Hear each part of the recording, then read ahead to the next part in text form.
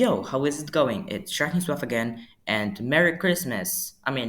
If you're watching this on Christmas, because when I'm recording it's 25th of December 2023, so yeah. Anyways, Happy New Year's Eve and so on. Today I was just playing bots on chess.com because I was like, why not? And I started off with playing against Antonio, who, by the way, I couldn't beat since I was 8. Like, literally, not even once. And today I did it on my second try, so I was like, let's keep going. And yeah, then I was playing Isabel, the other bot that is available for free on chess.com because I don't have a premium account. And she was like, yeah, she was saying basically that she was studying endgames with her grandmaster coach, but it was the end game that she fucked up, and I managed to win easily on my first try. And then I decided to play against Wally, who is 1800, which is 900 rating points higher than me on chess.com and 400 than me in real life. So I was like, no way, I can beat this guy. And yeah, game number one, and I was able to win it because Wally hung a piece early in the game, and I was like, how 1800 rated bot can just hang a pieces like that? I mean, it's a bot, but it's still 1800. It's programmed to play like 1800 rated player. 1800 rated players don't do that usually, or do they? No, no, no. I don't think they do. Anyways, I just couldn't understand why he did that. But then I hung a checkmate myself, so I wasn't that better, but I decided to play game number two. And that's what happened in game number two. Started off with e4, and he played the perk, same as the as in the previous game. And I was like, yeah, let's just play the same moves that I played in the last game, and let's see if he does the same moves also, and he also hangs a piece. Because if he would hang a piece two times in a row, then I might actually not blunder this one and be able to win. And yeah, d4, knight f6, knight c3, g6, knight f3. Yeah, I'm just playing normal normal setup for white against the perk. Bishop g7, bishop e3, castles, bishop e2. And now he actually changed the moves because in the previous game he played e5, but oh no, no, no, sorry, he played d5.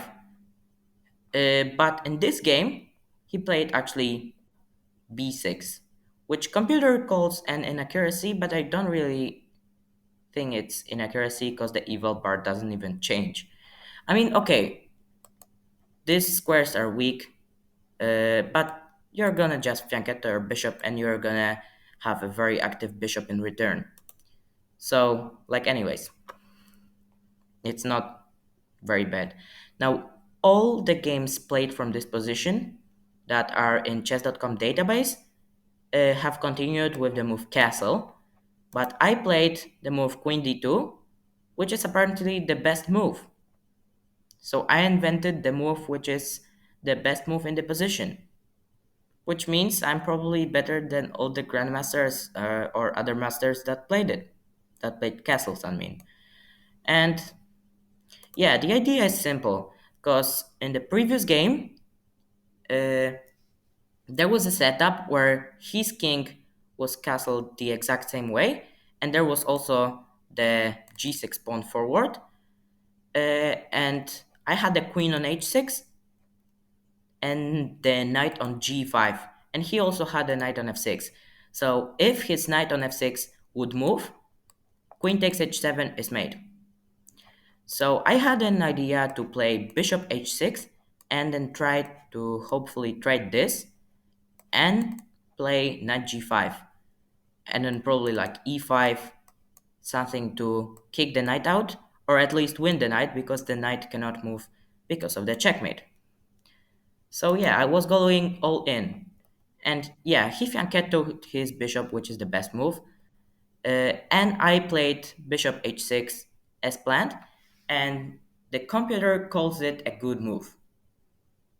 Now focus, because it's calling it a good move, and it's apparently my worst move in a game.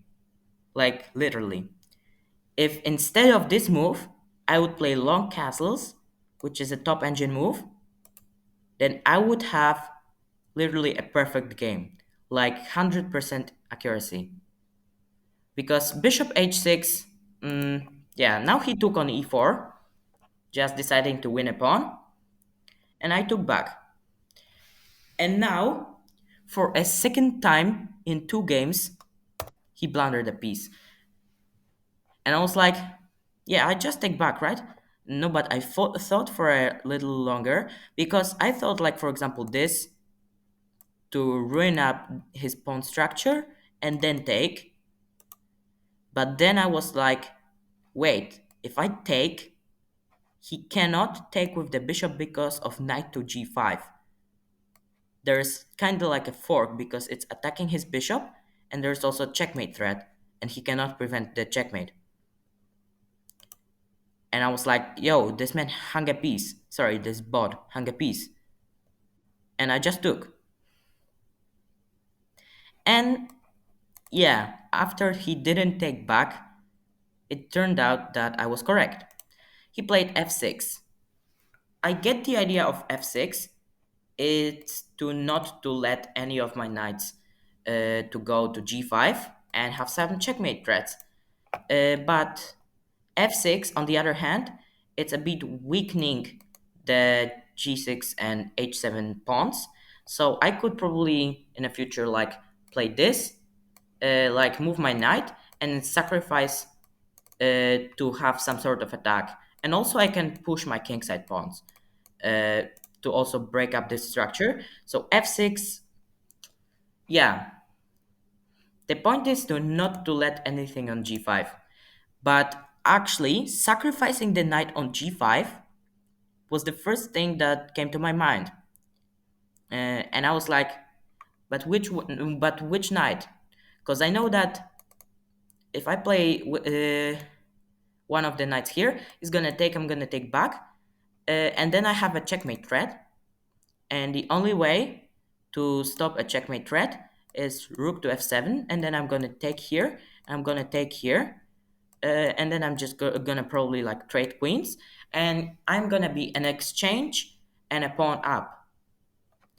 And yeah, I sacrificed the knight, and it turns out to be a brilliant move, which I didn't see at the game, but I thought it might be a candidate to be a brilliant move. And yeah, he decided to take, but now he blundered again, 2 times in the same game.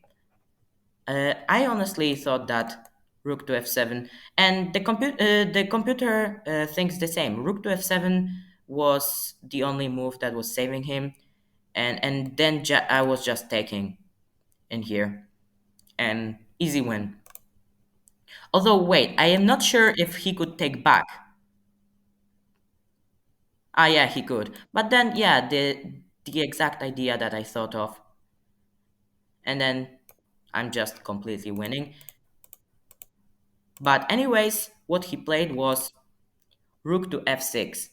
And then I was like, where's my mate? Because I thought, now here, and I don't have this.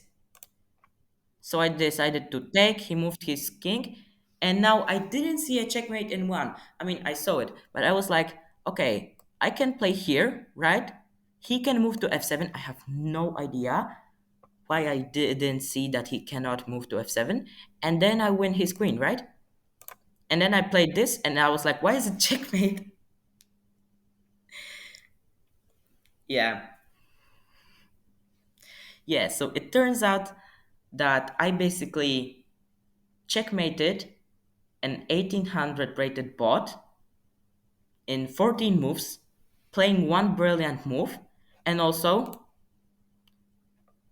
look at that.